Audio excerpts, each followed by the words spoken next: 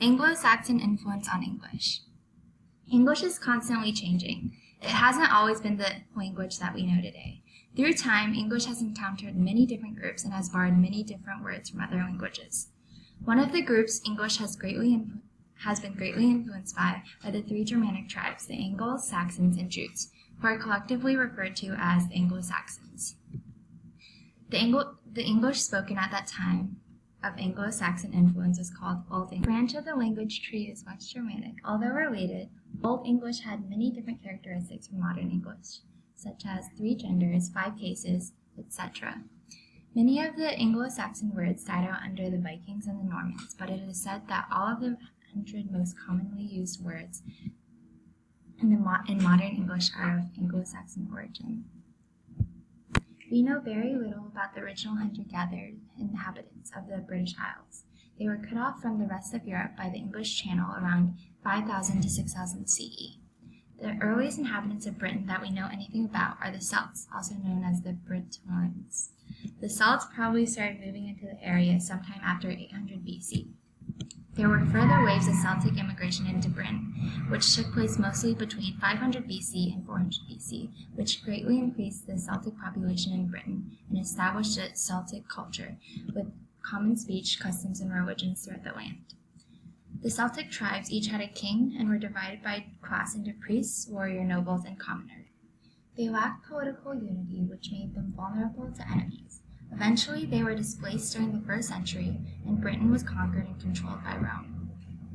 For 300 years, Roman legions provided the Celts protection from attack. In 410 CE, Britain gained independence from Rome, and so Roman troops were withdrawn, leaving the country vulnerable to attack. This left a power vacuum behind, which is when someone has lost control and no one has replaced them. Many different Germanic tribes started migrating to England, and several stood out, including the Anglo-Saxons and Jutes. The invasions of the Anglo-Saxons started in 410 CE. The Angles migrated from Denmark, Saxons from northern Germany, and there is some debate over the exact origin of the Jutes. The first Germanic tribesmen to arrive were the Jutes, who settled mostly in Kent. The Saxons occupied what became Wessex and Sussex. The Angles settled a huge area from north of the Thames to the highlands of Scotland. The influence of the invading Germanic tribes was extreme. The native population was driven to the western fringes of the island, where the Anglo-Saxon way of life and the language was forced upon the natives. The takeover of the Germanic tribes was haphazard. Some of the original British speakers probably would have been assimilated by the new arrivals. Some would have been displaced altogether. Others may have coexisted with the Germanic-speaking groups. Old English became the dominant language in that area, and over time, Celtic speakers chose or were forced to retreat to the more remote areas of Britain. The Anglo-Saxons eventually conquered Britain in the 400s, resulting in the formation of 7 competing Germanic kingdoms, known as the Heptarchy: Mercia, Northumbria, East Anglia, Wessex, Sussex, Essex, and Kent. The dominating kingdom changed throughout the Old English period. Kent dominated early on, and in the 7th and 8th century, Northumbria came to predominate, with Mercia falling, and then the power went to Wessex. Each kingdom was ruled by a king, the king's sons, and the ruling nobility. Viking raids began in the 9th century. Because they were divided into 7 independent kingdoms, it made them a target for the Vikings. 6 of the 7 kingdoms were overrun. Wessex was the only one that was held on, led by Alfred the Great. In a few ways, the Viking raids were good for Anglo-Saxon England. It forced the Anglo-Saxons to build a strong state for defense. It got rid of the 6 Anglo-Saxon kingdoms Wessex was competing with before. A single, strong, united kingdom replaced 7 separate ones, which made it easier to enforce their own laws and customs on other Saxons because Vikings limited the other Saxon kingdoms' laws and customs. Also, fear of Vikings returning made them more inclined to submit to the rule of a strong king. As a result, the Saxon kings of Wessex could establish a much stronger state than would have been previously possible. Although the Anglo-Saxon rule did eventually end, during this period, English evolved and changed tremendously. When you compare Old English to modern English, you will find a variety of differences between the two. To help illuminate the differences, here is an example of an Old English sentence. We, ne, dorsen, forth, be, there, e, siglon, which means, they dared not sail beyond that river. When when you look at the two sentences side by side, you find that the sentence is structured differently, words are spelled differently, there are accented letters which aren't in modern English. The Old English sentence also has declensions, which are variations of word form to show differences of case, number, or gender. An example is the word siglan, which is the infinitive of sail. Note that it is placed at the end of the sentence. Sentence structure was much more flexible back then, because affixes, inflections, declensions, whatever word you want to use, were used much more. You can see that the word order is not the subject-verb-object it is today, but rather a subject-object-verb sequence. One quick glance at this sentence shows that it's definitely not just the name, which varies between Old and Modern English. Looking at the Indo-European tree, we can find how Old English originated and how it eventually became today's English. We can trace the path, starting with Germanic, next to West Germanic, next to Anglo-Frisian, to Old English, to Middle English, and eventually to Modern English. Old English shares a lot with Anglo-Frisian and Modern English, as evidenced by its position in the tree. We can also find, however, it still bears a lot of resemblance to Old Frisian due to the two languages both stemming from Anglo-Frisian. Modern-day English is very diverse with its vocabulary. Originally, however, the Old English vocabulary is majorly Germanic, with over 30,000 Anglo-Saxon words. But as English was exposed to more and more languages and cultures, it took from a variety of them to create the vast vocabulary today, which played a part in eliminating Germanic influence. Starting off in England, Germanic tribes were first exposed to Latin, Celtic, and Danish. Not surprisingly, however, Danish had a substantial impact right off the bat, providing many vocabulary words. Celtic dialects had minor influence. Latin had played a role in shaping Germanic languages prior to tribes invading England, although initially it was not very influential. However, conversion to Christianity gave Latin better standing, as many words involving the church used Latin. During the Middle English period, from 1250 to 1500 AD, French emerged and now accounts for a major portion of English vocabulary. French words were words such as pertaining to social life, like fashion, to government, like empire or sovereign, to law, like attorney or jury, and learning, like poet or logic. Since then, many words have been added. As humans have more technological advancements, English is needed to keep up. Modern English has seen many technology or science words added, most of which have Greek or Latin roots.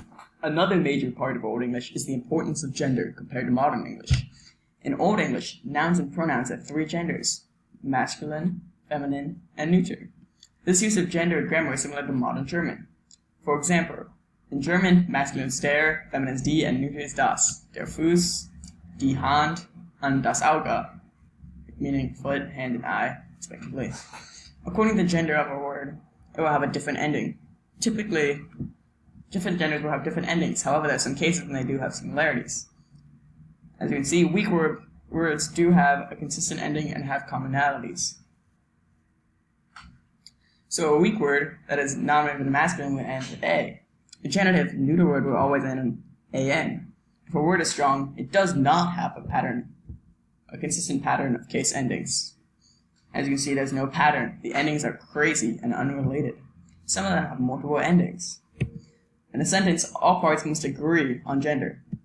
For example, if you have a masculine noun that is being modified by a feminine adjective, it is not grammatically correct. Modifiers of a noun must be the same gender, so a feminine adjective for a feminine noun works. As case endings disappeared, so did gender. This change is due to the link between gender and case endings. So without case endings, gender usually cannot be determined and cannot be distinguished. If you study Old English, you'll notice that they had a few different letters than we did. Old English inherited the Roman alphabet after contact with the post-Roman world of Christian Europe. However, there were sounds in Old English that could not be represented by the Roman alphabet. To fix this problem, special letters were implemented into the language. Methods of doing this consisted of amalgamating letters, such as A plus E to get ash, borrowing letters such as thorn and win, and adapting the letter F. Besides having a few strange letters, Old English also did not have some of the letters that we currently use, such as J and W. In Old English, there are two parts of a word, the stem and the case ending. The stem shows the meaning and gender of a word. The stem is always the same and will never change, but the case endings will, depending on gender, case, and number. Here is an example of this. Sword in Old English is a strong neuter noun, so there is no pattern. But you can still see how the case ending is changed, as highlighted in the red. Sword always stays the same, but the endings change. Weak nouns and verbs do follow a universal pattern. Here it is an example. So as you can see, some of them don't even have endings, while some of them have like simple letter endings that can be used to memorize easily. Due to these endings, Old English was much less focused on word order and more focused on word endings. A language like this is called an inflectional language, which means that words display their functions through their endings, not their position. On the other hand, in modern English, word order has a huge grammatical value, since the position of a word can tell you its function. For example, in modern English, the cat ate the dog and the dog ate the cat are different. However, in Old English, the dog plus the subject ending ate the cat plus the object ending. It's the same as the cat plus the object ending ate the dog plus the subject ending. However, if you swap these endings such so that it would be the dog plus the subject ending ate the cat plus the object ending, it would not be the same as the dog plus the object ending ate the cat plus the subject ending. Therefore, case endings were essential to grammar in Old English because without them, it would be impossible to understand their sentences. This concept of case endings is still being used to show a word's function. For example is Germany. However, there are more than one case that you have to change the endings to. The first one is called nominative. Essentially, something is nominative if the subject or subjects of the sentence. For example, Alfred is my name, and the warriors divided the kingdom. Alfred and the warriors are nominative since they are the subjects. The second case is called accusative. It is the direct object that is receiving the action done by the subject. For example, Alfred rewards the warriors, or Alfred praises Batman. Batman and the warriors are receiving Alfred's actions, therefore accusative. The third case is called genitive. Genitive indicates that an object or item is possessed or controlled by another. We show this in modern English by the apostrophe s, or the phrase of. Some examples are Alfred's kingdom is famous, or the soldier's sword is very sharp. The fourth case is called dative. Dative is the indirect object, or the object of prepositions. For example, Alfred praised Batman to Catwoman. Catwoman is the indirect object, as Alfred is praising Batman, not her. An example of preposition is that Alfred struggled with illness. Illness is following the preposition with. The fifth and final case is instrumental. If it is the noun that is being used to do a task. For example, Alfred killed the Viking with the sword. In Old English, instrumentals can be recognized by nouns in the dative case that are not indirect objects and are not preceded by a preposition. Similar to gender, the endings of words are changed based on their case. For example, the subject of a sentence would have a nominative ending, but if it were the object of the sentence, it would have an accusative ending. Sometimes these are the same, however, most likely they are different.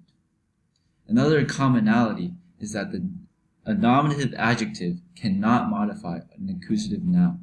Instead, it must modify a nominative noun. Just like gender, adjectives and pronouns must agree, or in other words, be in the same case as the noun that they are modifying. Despite having similar names, Old English and Modern English have many different characteristics. Through the different rules of the Celtic, Roman, and Vikings, Old English was transformed and changed. Over time, it would lose its complex case endings, which would also cause the disappearance of gender. Without these previously essential grammatical traits, English would change from being inflectional to analytic. After all of these changes and many more, Old English would become the one that we use today. In fact, Old English can still be seen in our language, as most of the day-to-day vocabulary we use was from Old English.